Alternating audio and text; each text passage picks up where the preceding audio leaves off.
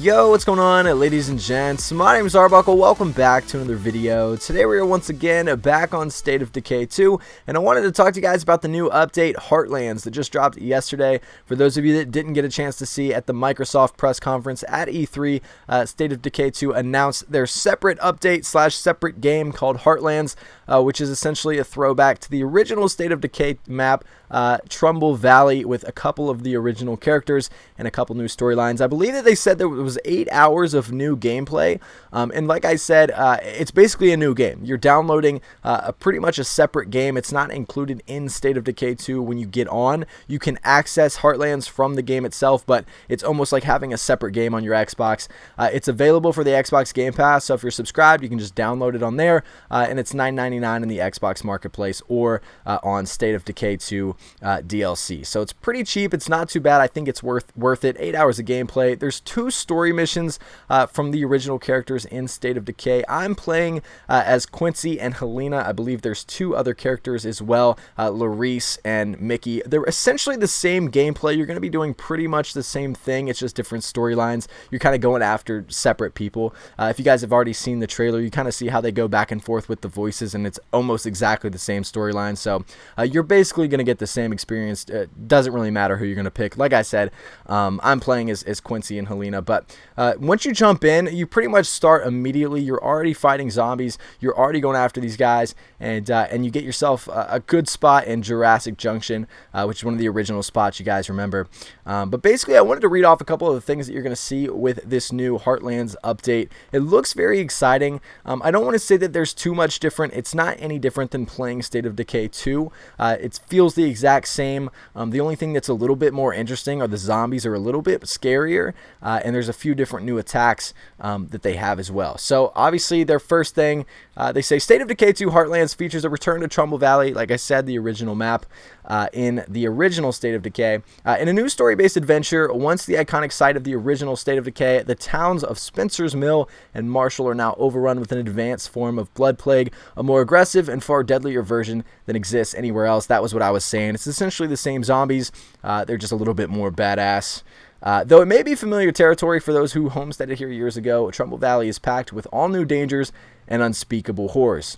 So in Heartlands, players actually choose from 2 sets of starting characters who have traveled to Trumbull Valley for different reasons. Like I said, they're both basically doing the exact same thing, just looking for past relatives or friends. Both pairs of survivors are on a mission to find people important to them, characters who appeared in the original State of Decay. Players must also find and recruit crucial handcrafted characters in order to build a strong community. They can also claim the beloved Jurassic Junction, which you get at the beginning of the game when you first start, as their homestead or home site, and build the biggest base yet, blending nostalgia with new features. Guys, this base is huge, and you don't even need to take my word for it. As soon as you start playing, like I said, within the first 3 minutes, you go into Jurassic Junction, you fight off a horde, and basically you claim it. You can build whatever you want. There's a lot of parking. It's a big open area. Really cool spot to go to. So some of the key features are brand new map, obviously. Explore Trumbull Valley. It's a pretty big map. There's a significant area around. You can kind of go do the same exact thing you do at the beginning, where you go up on the cell phone towers and the billboards, kind of scope out the map, or you can just jump right into the missions. You can get into it immediately without really having to scope anything out. So the narrative-driven single-player adventure with branching storylines, like I said, I believe that they said there was 8 hours worth of gameplay. I can't remember exactly what they said at E3, but I think they said it was 8 hours of new gameplay. Choose your heroes.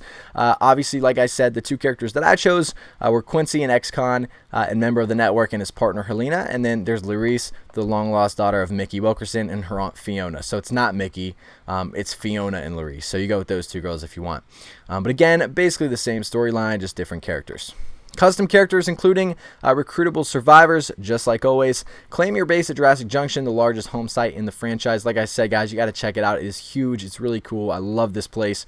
All Blood Plague freaks, Blood Plague screamers, pharaohs, juggernauts, and bloaters, featuring deadly new attacks. So it's the exact same zombies that we have, the same horde. They just have different attacks. And I haven't experienced many of those yet. They do seem a little bit more deadly. I think you have an encounter with a feral when you first start, and you'll be able to tell that it's a little bit different stronger and more aggressive, but I'm sure all the other zombies in the game are going to be like that. Over 8 hours of story-focused gameplay, culminating in the Gauntlet, a grueling challenge that requires skill and strategy to overcome. So yeah, like I said, over 8 hours worth of new gameplay, which is exciting.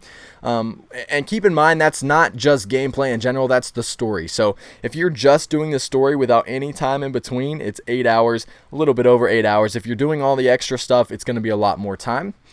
Provides answers that players have wanted since the launch of the original game. For those of you that don't know me, I've been posting a lot of State of Decay 2 when the game first dropped. I haven't so much recently, and I played the original State of Decay for a while, but I never really cared that much about the storyline, didn't really pay attention to that much. I was playing Call of Duty and other games like that back then, so the storyline is not fresh in my head. But for those of you that are diehard State of Decay fans and you want to know the answers to what happened to certain characters back then, you're going to find out here in Heartlands. And then there's new achievements worth 500 gamer score. So for those of you that like going after the achievements like I do sometimes, 500 extra gamer score just by running through these new Heartland missions. But this is essentially the new things that we've got. I'm going to jump into it. I've already played probably 45 minutes worth, and I want to knock it out as quickly as possible and be able to answer you guys the questions that you guys have, and give you guys some advice. I know a lot of you have watched my videos for State of Decay 2 over the last year, so hopefully I'll be able to help you out with this new Heartlands update. But for those of you that have any questions, I know a lot of you are probably excited and have already jumped right into this. Make sure to leave comments down below. I'll try to answer what I can. Let me know what you think of this. Is it fun? How far have you gotten in it so far? You guys can also reach me on Twitter or Instagram at DylanFro. I'm going to leave links to all my social media down in the description. But I hope you guys did enjoy this video. Make sure to subscribe to the channel if you haven't already, and I'll see all you guys in the next video.